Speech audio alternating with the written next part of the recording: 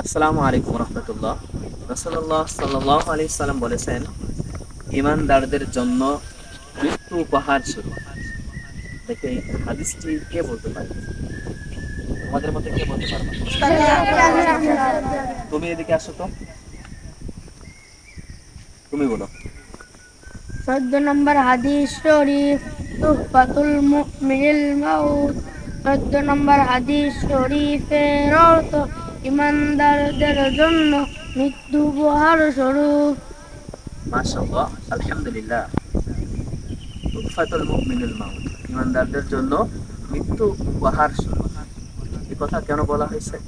এই কথা বলা হয়েছে এই কারণে, দেখবেন মৃত্যুর সময় অনেক মানুষ আছে যারা ইমানদার, দিনদার, নামাজ কালাম পড়ে, রোজা রাখে, হজ জাকাত দেয়। দেখবেন মৃত্যু হয়ে যায়, অথচ আমরা কাছে বসে থাকি, ঠিক পাই না। এরকম অনেক আল্লাহর বান্দা আছে, আল্লাহ মৃত্যুবরণ করে, অথচ আমরা ঠিক পাই না যে এই দুনিয়া থেকে চলে গেছে। আবার অনেক মানুষ দেখবেন মৃত্যুর যন্ত্রণায় ছটফট ছটফট করে।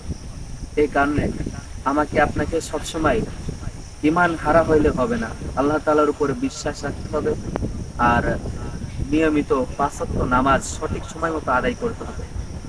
যদি এগুলো আমি আপনি করতে পারি, তাহলে রাসূলুল্লাহ সাল্লাল্লাহু আলাইহি সাল্লাম বলেছেন, ইমানদারদের জন্য মৃত্যু উপহার স্বরূপ।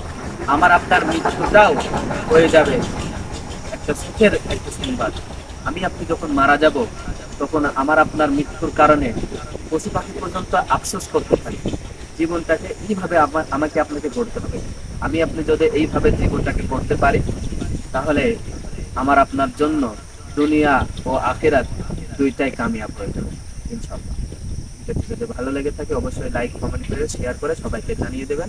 আসসালামু আলাইকুম ওয়া রাহমাতুল্লাহ।